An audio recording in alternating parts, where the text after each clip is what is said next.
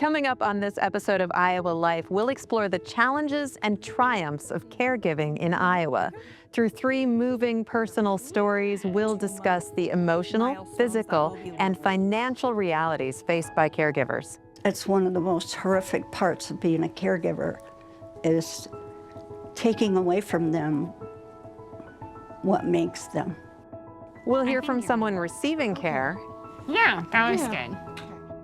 And we'll have a conversation with Kathy Good from the DeWolf Innovation Center. That caregivers really don't know exactly how to identify their needs. What they know is they need things, but they don't know exactly what those needs are. It's all coming up next on Iowa Life. Funding for Iowa Life is provided by The Pella Roll Screen Foundation is a proud supporter of Iowa PBS. Pella Windows and Doors strives to better our communities and build a better tomorrow. and by the Laney Grimm Fund for Inclusive Programming at the Iowa PBS Foundation.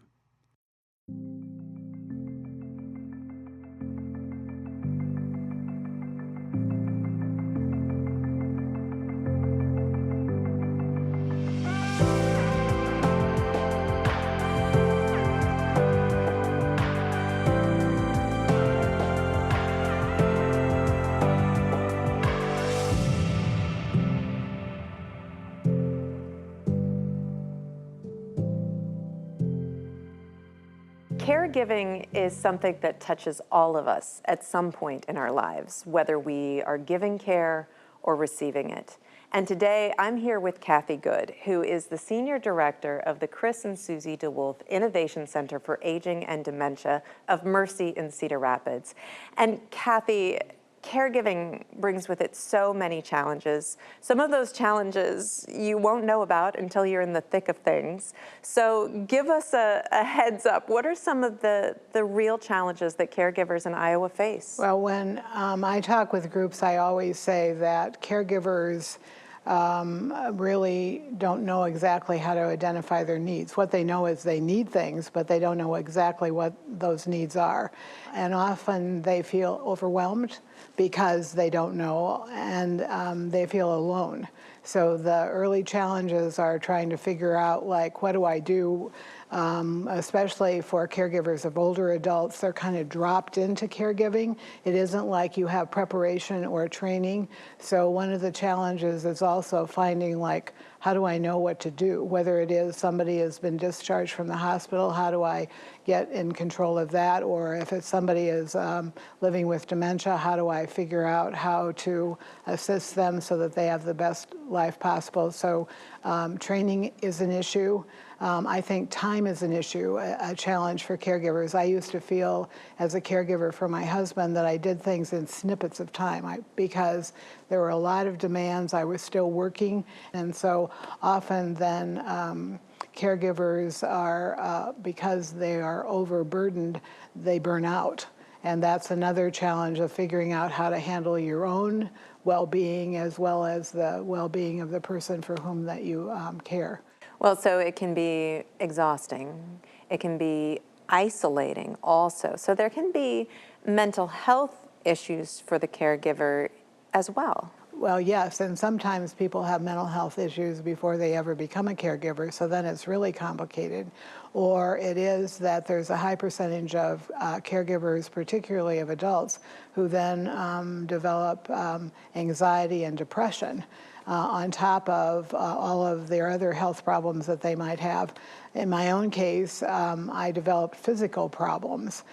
So I developed some problems with my eyes. I developed rheumatoid arthritis. And so somebody would say, well, how do you know that came from caregiving? And I used to say, well, if you lived in my shoes, you would know that the stress, because the kinds of health conditions that I developed were stress related. And of course, when you are a full-time caregiver, it can be really hard to find the time to get the care that you need. Absolutely, because it's another time thing, plus it is like just getting that sort of organized into the pattern of your life is not easy.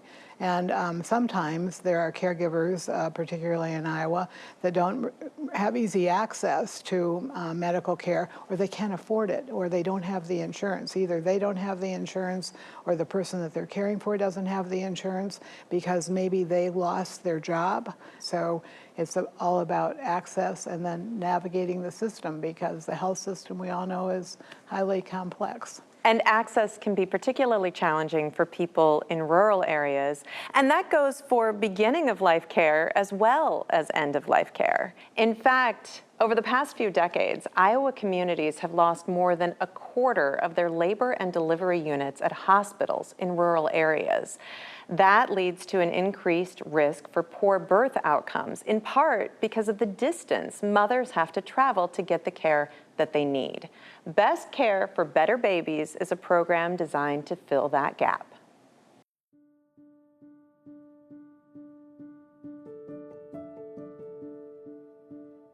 As local maternity care fades from some rural areas, public health programs, including Osceola Community Health Services in Northwest Iowa, have implemented traveling nurse programs like Best Care for Better Babies, which have become essential in providing postpartum checkups, education, and support, especially for first-time parents.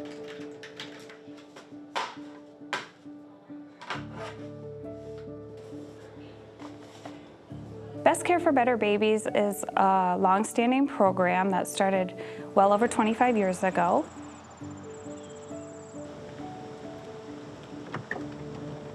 It's been a home visitation program where the nurses go into the home. So we really monitor growth and development on baby. We make sure mom is doing well. Nothing can really prepare you for parenthood, I feel like. I've grown up around children my entire life, and I babysat as a teenager in high school and whatnot. So I was definitely a nervous first-time mom. Good morning. How are you guys doing? Good. Good. No two home visits are ever the same. Going over like different developmental milestones. Still requiring lots of cuddles. We're nurses that go out into the home, so we've been exposed to a lot, but I will say home visiting is not for the faint heart. We're 23 inches today. You have to be ready to face any challenge in the home because you're there by yourself. Riley actually was diagnosed with reflux, and not knowing at the beginning, what reflux really was in a baby, it was kind of scary for us. She was spitting up a lot, choking on it. If it's something simple like Riley's very spitty today, what can I do? Or Riley's not eating as much as this normal, Alexa's always here to tell us that it is okay for things like that to happen instead of going all the way to Spirit Lake and hearing the same thing there.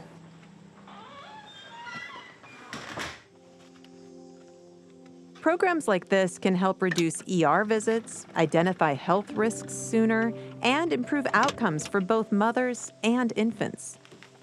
And for young mothers who may feel apprehensive or unprepared, the program offers much appreciated information and guidance. Hey. Hello, how are you? Good, how are you? Good. I was a little scared, yeah. I didn't know how to tell my mom. It was just definitely not in the plan. You can set her up there. As a nurse, you see people on their worst days, and so just trying to be a little bit of a positive light. What did you say was at the doctor? I think it was 9 pounds, 13 ounces. Okay, sure. So scales might differ a little bit. Yeah. You're strong, Amara. It's easier to build a rapport with people when they're more comfortable. Here you go, baby. Can I listen to your little heart? Sometimes mom puts on a good front when they come in, but they're really struggling, and it's hard for them when they're out and about to show that, but a lot of times we can break down that barrier when they're in the home. I got pregnant with my first child my senior year of high school, and so I was 18 at the time, and I was not sure what I was getting myself into, and I just needed that little bit of extra help. You look so pretty with your cute little pigtail. I knew that it was going to be a huge step into a world that I don't think that I was ready for at the time. Can you come? They 100% were like, no, we will take you step by step and we will hold your hand. And I think that's 100% kind of like the words and like the courage that I needed at the time. They have been very fundamental in helping me and bringing me diapers in the times that I need and bringing me information when I need it and when I'm scared. Also the social part about it, like if I need someone to talk to, I can just be like, hey, can we chat? Like I need someone, and they come in here and they just kind of help me out and chat with me so I don't feel so lonely and stuck in the house all the time. And they're here to see you and to check in on you, and just to sit there with you and be there with you is definitely the experience that I think that all young mothers need. Helping them gain that confidence really motivates me. Oh, thank you.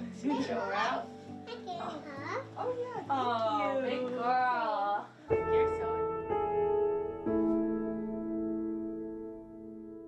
Kathy, some of the big challenges to caregiving are kind of built into our modern culture and into how we live. Tell me about some of those challenges that can make caregiving so difficult. Well, one of the first challenges, I think, is that oftentimes caregivers don't know they're caregivers, and so they don't even know that there might be help available. An average caregiver is a female who's 49, who has parents and who has children at the other end, teenagers usually, trying to manage, but probably about 21 plus hours a week spent in caregiving. If you're a spousal caregiver, I think it goes up to like 41 plus hours a week.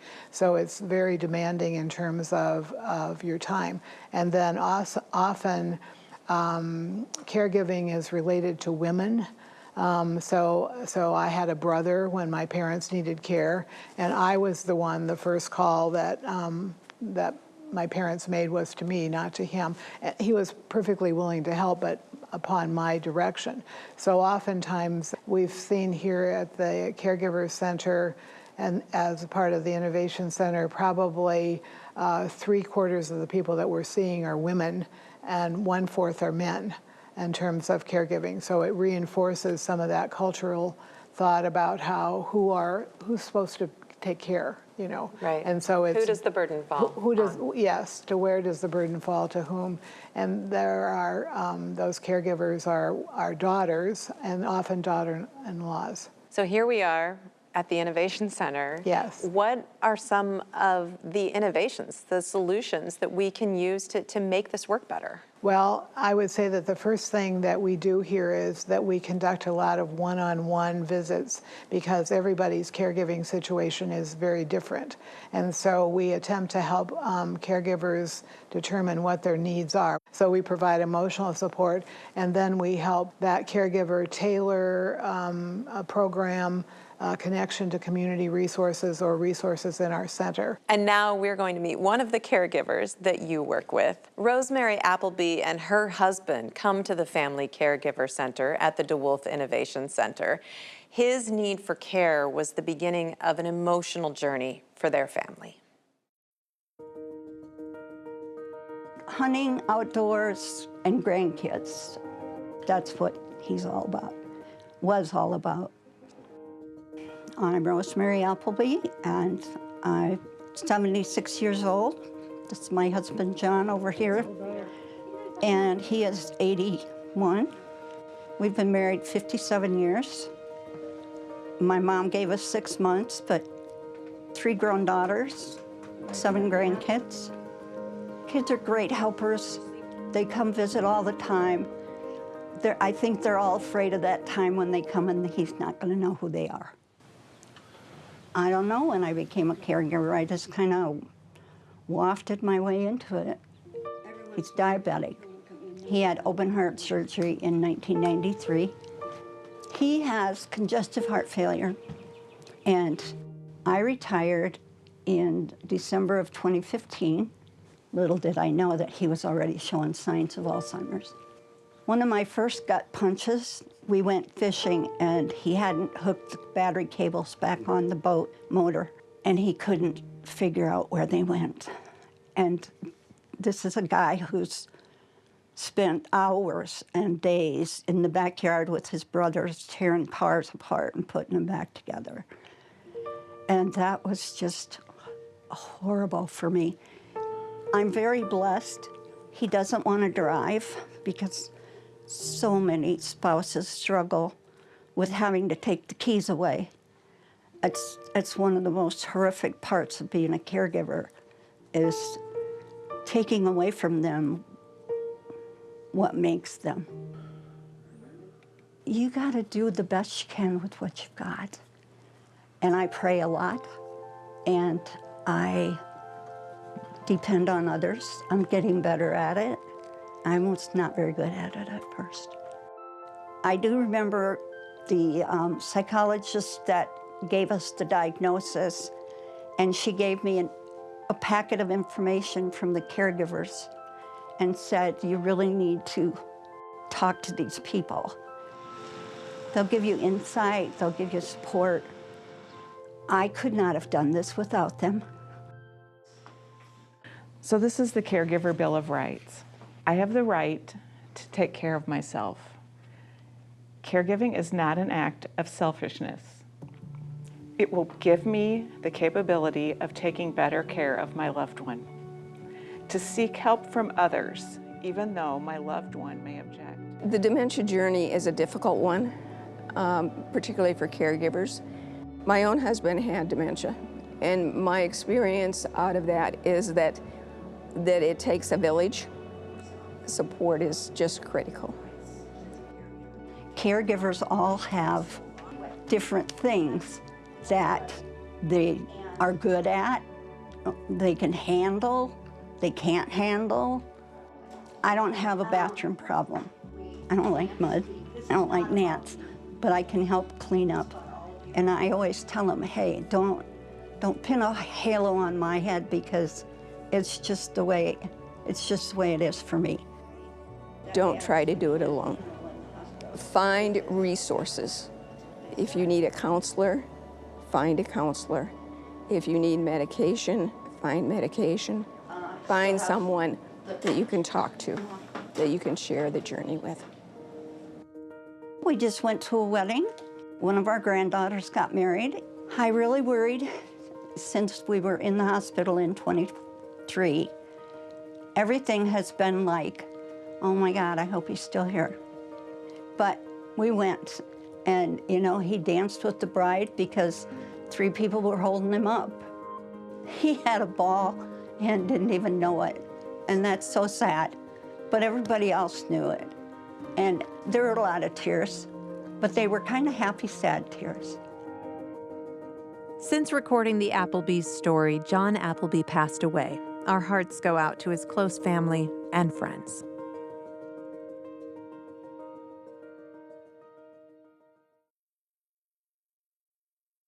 Caregiving can be a stressful experience. For many, it's also a lonely experience. On top of that, it can be a significant financial burden. What are some of the financial challenges you've seen people deal with? Well, oftentimes caregivers, because of it's so stressful and there's so much to do, oftentimes if they're working, they have to reduce their hours, or sometimes people even end up having to quit their jobs because there's not flexibility in their workplace. And so not only then does that reduce their income, which is significant, but it also reduces their contributions to Social Security. So it has long-term ramifications in terms of their retirement. Oftentimes, caregivers need to remodel their houses, or they need to, adult children are helping pay for remodeling a house for their parents so that, there's a bathroom on one level. And so all of that is very costly. Plus, caregivers are often spending their own money, especially adult children, to make things co-pays for drugs, co-pays for medical appointments, paying for transportation. I mean, the costs of caregiving are endless, and in terms of even spousal caregivers, I know that when Dave was diagnosed, the very fact that he had to quit his job, he had to take early retirement. He was diagnosed at age 56. And so that halved our income. We were fortunate because we had some financial resources, but most people, if the person who's needing care has to quit their job, and then especially if the caregiver has to quit their job, I mean, living in poverty becomes something that is just inevitable. And you don't know how long caregiving is going to last. No, and so Dave lived 12 years after he was diagnosed, and towards the end of his life, I would sit, and by this time he was living at Hallmar, which was a care center then within Mercy, and I'd sit and look at him and go like, how much longer can you do this? And then I would think, how much longer can I do this? And then even though it was probably not really necessary, but I'd worry about buying strawberries out of season because thinking about, I'm gonna need this money to care for Dave, plus for many caregivers, then how is it that they're gonna be able to care for themselves after their person dies if they've spent all their resources making sure that the care is happening for whoever it is that they're caring for? We've been focusing on caregivers. The people who receive care also have a complex range of experiences. And we're going to hear from Hannah Soyer, who has been receiving around-the-clock care since she was 3 years old. Okay, you ready to do half up, half down? Yes. I have a form of spinal muscular atrophy, which is a form of muscular dystrophy, and how that shows up in my life is just that many physical things I'm unable to do myself. I think that's better. It's okay. It's okay. What it will do is it will work. I've had hired caregivers come in and out of my life since I was 3. When I moved away to college at 18, I started having around-the-clock caregivers because my parents weren't there. Yeah, that was good. Ever since then, I've been hiring and managing all of my personal caregivers. I've had probably over 100 people at this point in my life. I have people help me with pretty much any day-to-day activity that someone might need help with. Don't you think these shoes make me look like Benjamin Franklin? I was just about to say they look like a founding father's shoe. Really, it's more than just personal care, you know, like they're supporting me in living a full life that I want to live. I think that question of what does a full and satisfying life look like, to me that is having the autonomy to make my own choices about how I spend my time. Well, Seth and I are going to make lemon butter chicken cutlets. And so I am looking up the recipe. I really love to cook, and because of my disability, the nature of my condition, I need my caregiver to do the full physical act of cooking. I think we should quarter that. Quarter. And I do all of the instructing and telling them what to do. Why don't we drizzle and then salt, pepper, garlic. Okay. And all of this, none of this really touches on the support that I need to stay alive, like the actual, you know, getting me water if I'm coughing, which happens a lot, or picking up my head if it falls back, which happens a lot, or helping me, you know, do any of the things that humans do throughout the day. So, like, I don't want that to be forgotten, but it is so much more than that as well. Good. I want to create the most sustainable care situation, care network as possible. Can I butterfly it? Whatever you want to do, man. Okay. This is your life. Well, it's, you know, it's my It's life. our life together. Right. Part of that has been reframing caregiving in my mind as a really interdependent relationship where my caregivers are supporting me and then remembering how I'm supporting them as well and thinking of it as a growing community. This is really impressive. We did it. Oh my goodness. Look at those taters. Really nice. Every human, every life form does need other people to live. And that is a fact of life that I think our culture and country and society doesn't want to deal with. It is such a unique experience, and although needing care is without a doubt the largest stressor in my life, it is also one of the greatest blessings. We did good. I have met amazing people who I never would have met. A lot of them are my friends, have become my friends, and so, being able to build a life with my friends is pretty cool. Yeah.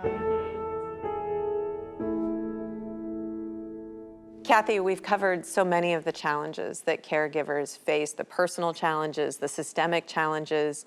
What needs to change to make this work better? Well, one of the first things that comes to my mind is that I think that, and I think AARP is working on this, is a tax break for caregivers. So that I think that their figure is $5,000, I think. And it seems very reasonable that somehow, when we've talked about the financial concerns, all of the things that take money, that would be a logical thing to have happen.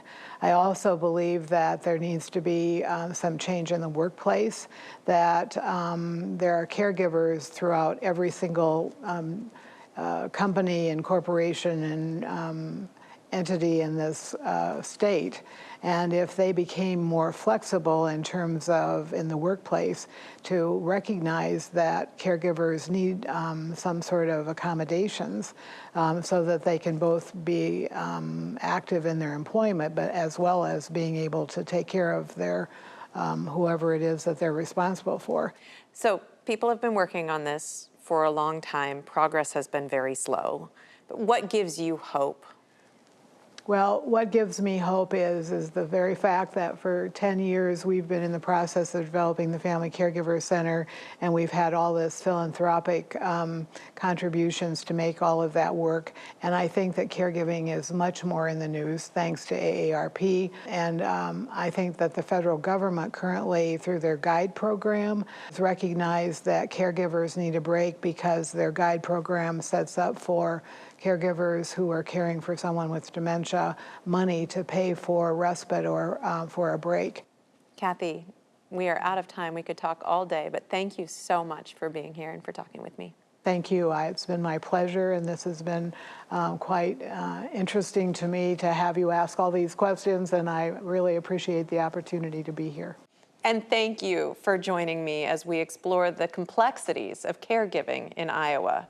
I'm Charity Nebbe. See you next time for more Iowa Life.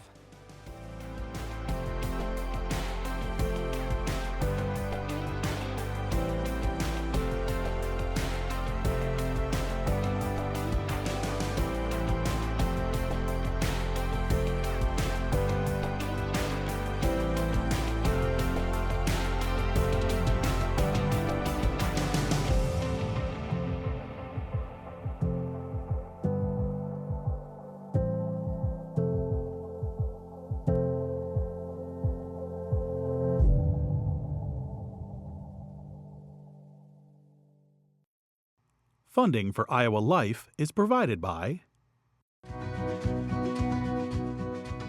The Pella Roll Screen Foundation is a proud supporter of Iowa PBS. Pella Windows and Doors strives to better our communities and build a better tomorrow. and by the Laney Grimm Fund for Inclusive Programming at the Iowa PBS Foundation.